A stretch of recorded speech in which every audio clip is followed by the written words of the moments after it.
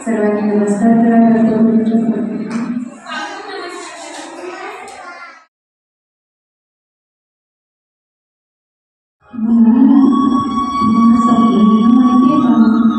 शाळेमध्ये कसं घेताना तसं पूर्वीच्या काळी काही शाळा नव्हत्या. गुरुजींच्या आश्रमामध्ये जाऊन सगळ्या मुलांना गुरुजी सगळे कामं आणि अभ्यास प्रार्थना श्लोक या सगळ्यांचं ज्ञान घ्यावं लागत असे. आईबाबांना सोडून त्यांना आश्रमामध्ये कायमचं राहायला जावं लागत असे. असे जय जय रघुवीर समर्थ, जय जय रघुवीर समर्थ असे म्हणणारे रामदास स्वामी तुम्हाला सगळ्यांना सांगितले. तर या रामदास स्वामींचा एक आश्रम होता, तुम्हाला सगळ्यांना नसतोय. आणि त्या आश्रमामध्ये रामदास स्वामी आपल्या शिष्यांना प्रार्थना श्लोक शिकवायचे. रामदास स्वामी म्हणत, मुलांनो चला माझ्याबरोबर प्रार्थना करूया.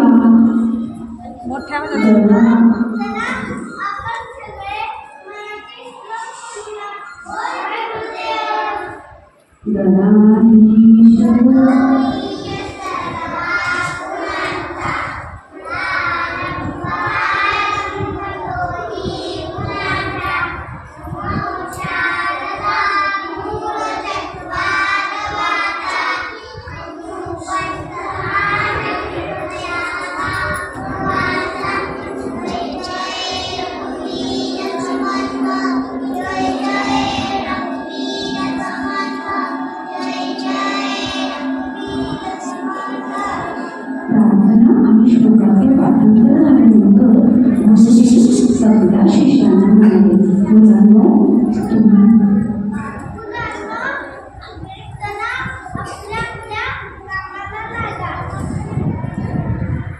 सगळे शिष्य उठतात आणि गुरुदेवांना वंदन करतात. प्रणाम गुरुदेव. सगळे शिष्य आश्रमामध्ये सगळ्या शिष्यांना वेगवेगळी कामं दिली असत. काही शिष्य नदीतलं पाणी आणून भिंतीवर ठेवायचं, काही शिष्यांना जंगलातील वाळलेली झाडं तोडून त्याची लाकडाची मुळी करण्याचं काम असेल. काही शिष्य झाडावरची छान छान वेलीवरची फुलं तोडून त्याचा हार गुरुजींना करून देईल. काही शिष्यांना आश्रमाची स्वच्छता करायचं काम असेल. पण एक दिवस काय झालं, गुरुजींना कळलं की गडावरची एक विहीर आहे आणि त्या विहिरीजवळ एक झाड आहे. त्या झाडाचा फांदीचा कचरा करून ती विहीर दूषित करत आहे. त्याचं पाणी कोणालाच पिता येत नाही. त्यावेळेस गुरुदेव सगळ्या शिष्यांना बोलवतात.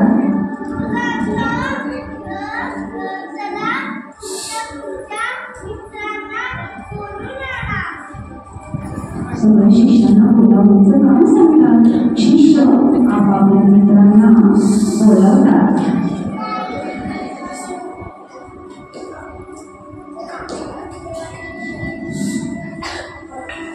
सगळे शिष्य गुरुदेवांची आज्ञा पाळून गुरुदेवांकडे सगळी हातातली कामे सोडून गुरुदेवांजवळ येतात.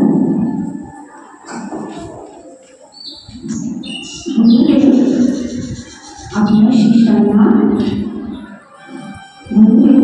शिष्यांना बोलावतात आणि विचारतात,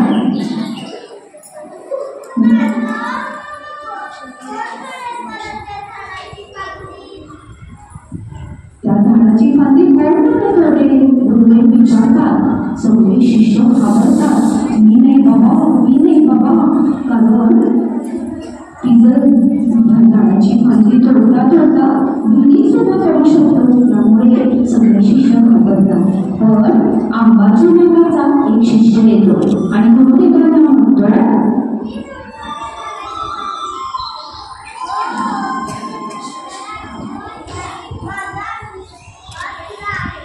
आणि तो गुरुदेवांना म्हणतो, गुरुदेव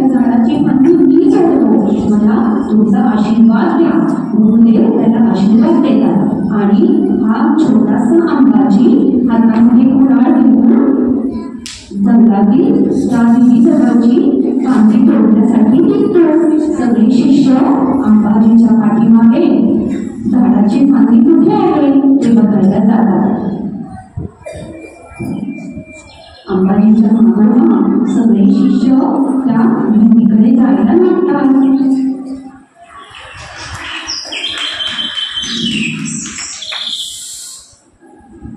अंबाजी झाडाजवळ येतात आणि भिंतीवरची जी आडवी झालेली फांदी तोडायला सुरुवात करतो.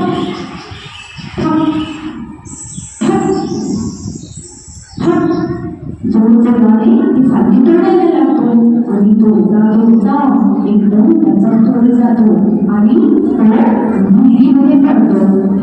बापरे बापरे, आपला अंबाजी विहिरीत पडला. सगळे शिष्य घाबरतात आणि गुरुदेवांना जाऊन सांगितलं पाहिजे म्हणून गुरुदेवांना सांगायला निघतात. सगळे शिष्य गुरुदेवांकडे येतात आणि गुरुदेवांना म्हणतात,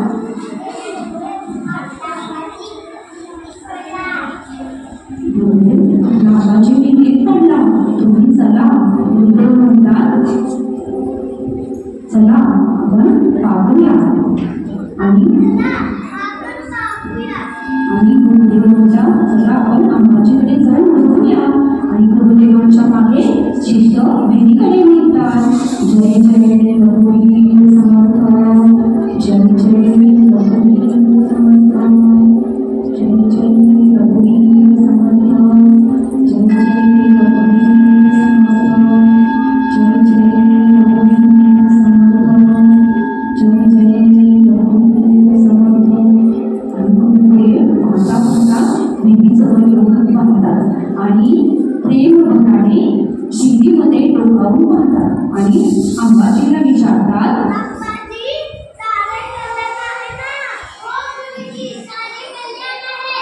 आणि काय आश्चर्य, विहिरीमधून आवाज येतो, गुरुदेव माझे सारे कल्याण आहे.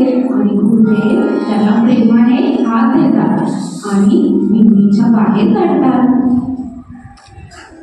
गुरुदेव अंबाजीला घेऊन सगळ्या शिष्यांजवळ येतात. सगळे शिष्य गुरुदेवांच्या कडेने उभे राहतात आणि गुरुदेव अंबाजीला म्हणतात,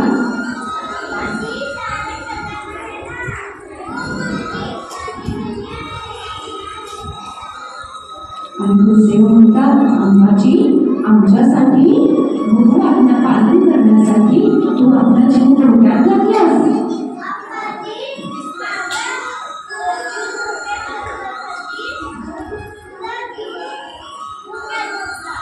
अंबाजी म्हणतो, गुरुदेव मला आशीर्वाद द्या.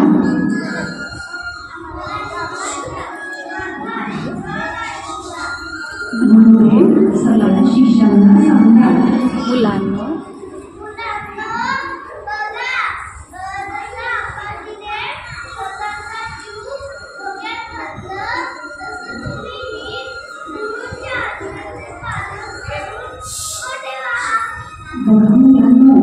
गुरुदेवांनी सगळ्या शिष्यांना समजावून सांगितले की तुम्ही सुद्धा आपल्या गुरूंच्या आज्ञेचं पालन करून सगळ्या शिष्यांना गुरुदेवांनी आशीर्वाद दिला.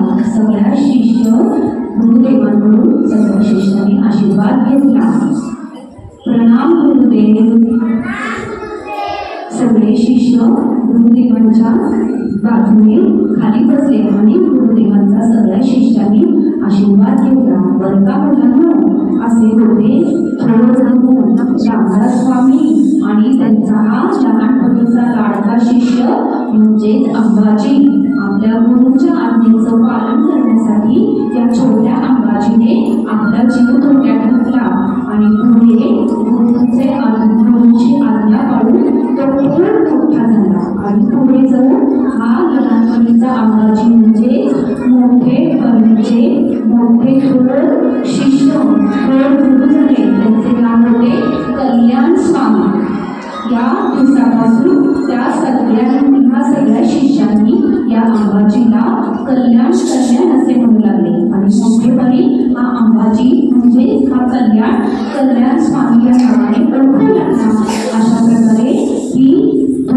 गुरु शिष्यांच्या जोडी तुम्ही सुद्धा मुलांनो अशाच प्रकारे आपले आई बाबा शाळेतले काही सगळ्या गुरूंचं आज्ञेचं पालन करायचं आणि आजच्या गुरुपौर्णिमे दिवशी चांगलं राहण्याचा निश्चय करायचा.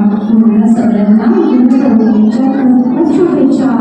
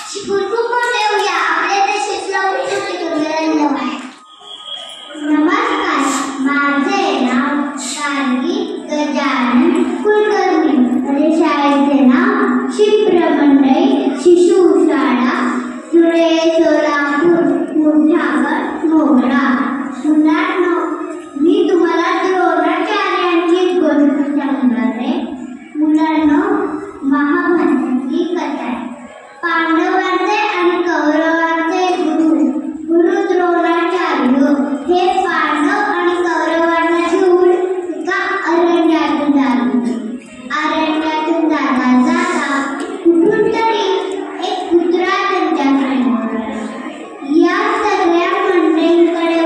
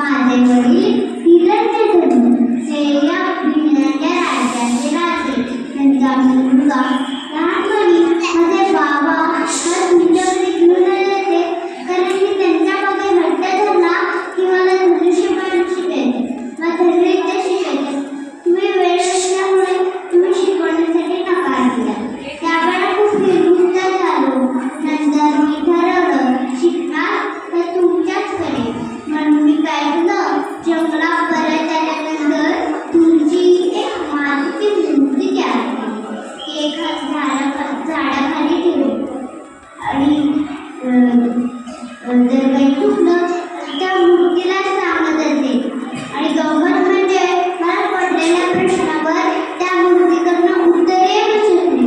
अशा प्रकारे खूप प्रयत्न केल्यावरती खूप सराव केल्यावरती मला विद्यार्थी जमली.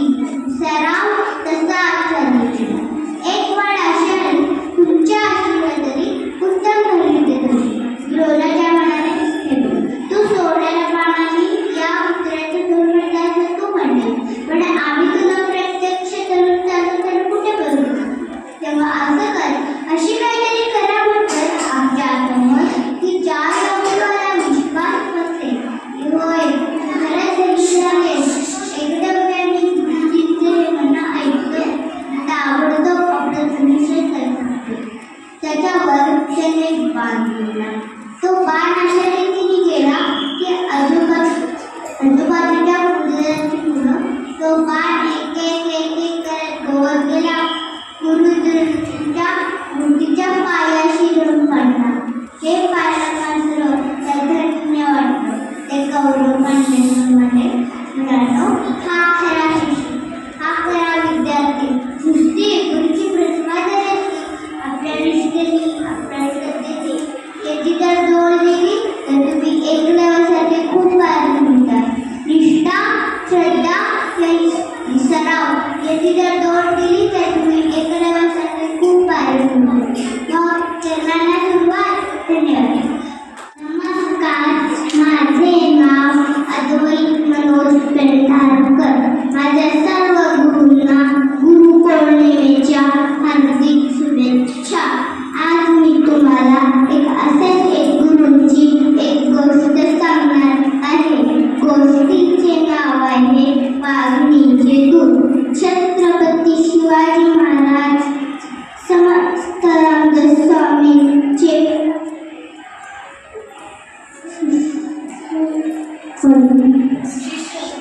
शिष्य होते.